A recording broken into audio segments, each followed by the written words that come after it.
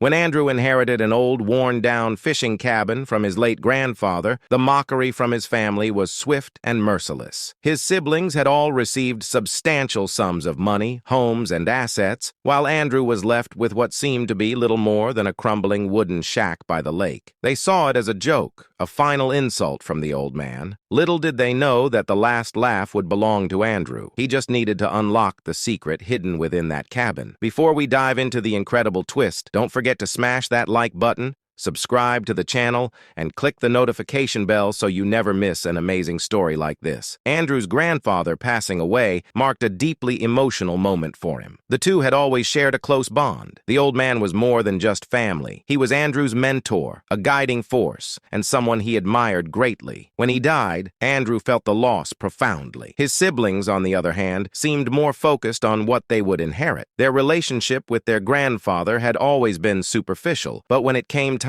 to divvy up his wealth, they were first in line. The day of the will reading arrived, and as Andrew walked into the notary's office, he wasn't surprised to see his entire family already seated, eager for their share. His grandfather had been a wealthy man, and everyone was expecting their slice of the pie. The mood in the room was tense but expectant as the notary began reading out the will. Andrew's father and mother were first, each receiving $500,000, more than enough to secure their comfort in life. His brother followed, inheriting a vacation home on a pristine beachfront property worth at least as much as the cash. His sister was next, getting $100,000 in cash and both of the family's luxury cars. They were all thrilled with their generous inheritances, and their smug glances at Andrew seemed to suggest they already knew what was coming for him, something far less. Then came Andrew's turn. The notary paused for a moment, looking directly at Andrew with a serious expression before opening the envelope that contained his portion of the will. The room grew quiet, his family leaning in to see if he would join them in wealth. But when the notary read out loud, the news was met with laughter. "To my grandson Andrew, I leave the old fishing cabin and the deed to the small lake area surrounding it." That was it. No large sum of money, no valuable assets, just an aging, dilapidated cabin that his siblings had made fun of for years. The room erupted in laughter. Andrew's sister was the first to speak, her voice dripping with mockery. "You got robbed, little brother. A cabin? That's it?" Andrew felt a wave of disappointment wash over him. It wasn't the lack of wealth that hurt. It was the fact that his siblings, who had barely spent time with their grandfather, received so much while he, the one who had been close to the old man, was left with what seemed to be a worthless shack. He had always valued the time spent with his grandfather over any material gain, but now it felt like a cruel twist of fate. Holding back the urge to argue, Andrew left the office in silence. As Andrew drove to the cabin later that day,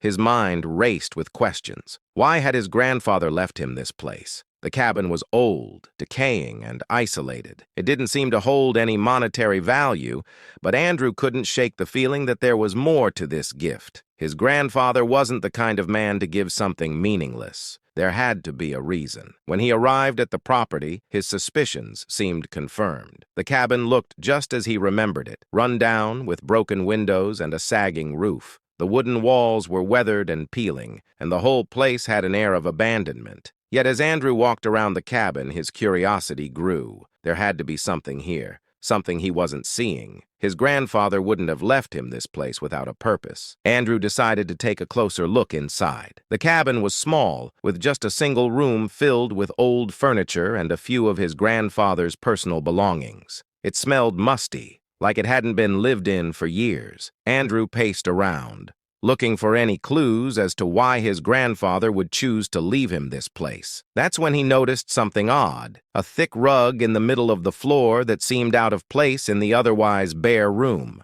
Kneeling down, Andrew pulled the rug back, revealing a large hatch built into the floor. His heart raced. Why would there be a hidden hatch in an old fishing cabin? Andrew grabbed the handle and lifted it, revealing a staircase that led into darkness. With a mix of excitement and nerves, he descended. What Andrew found below the cabin stunned him. Beneath the simple wooden structure was a massive underground storage space, at least 10 times the size of the cabin itself. But it wasn't just the size of the room that amazed him. It was what filled it. The underground space was constructed from solid concrete, and it was lined wall to wall with historical artifacts. As it turned out, Andrew's grandfather had been far more than just a wealthy man. He had been a renowned collector of rare, valuable artifacts from across the world. The items stored in this underground vault were priceless. Cleopatra's staff, the sword of Alexander the Great, a piece of a robe said to have belonged to Jesus Christ himself. These were just a few of the treasures carefully stored in the hidden chamber. It was as if Andrew had stumbled upon a private museum. Andrew was overcome with emotion. He had always shared his grandfather's passion for history, but he never imagined the extent of his collection.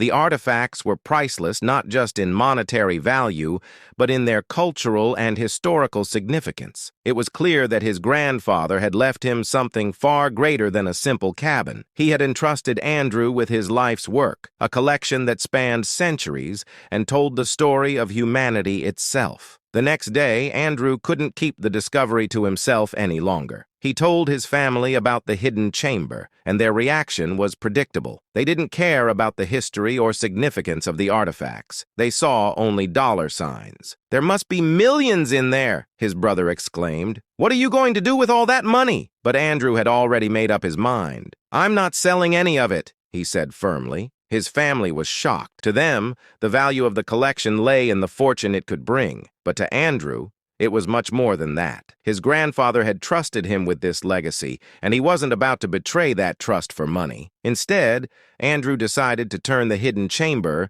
into a private museum. Over the next 6 months, he carefully restored the cabin and built a small, elegant museum next to it. Unlike the flashy, high-traffic museums in the city, this one was different. It was by appointment only, a place for true history enthusiasts to visit and appreciate the rare artifacts in their natural setting. The cabin itself, Andrew left untouched, worn, decaying, and smelling of fish, just as his grandfather had always liked it. In the end, Andrew's siblings may have laughed at his inheritance, but they didn't understand its true value. They saw the cabin as a joke, but Andrew saw it as the key to his grandfather's legacy. He had inherited something far greater than money. He had inherited history, and with it, a piece of his grandfather's soul. Now, Andrew spends his days at the lake, sitting in front of the old cabin in a simple folding chair, watching over the museum and the treasures it holds. Visitors come from all over the world, not in droves, but in small numbers, to see the collection and to experience the passion and care that Andrew's grandfather had poured into it. The cabin may still be a dilapidated wooden shack, but to Andrew, it's a monument to the man who had shaped his life. And as he looks out over the lake, he knows that his grandfather would be proud.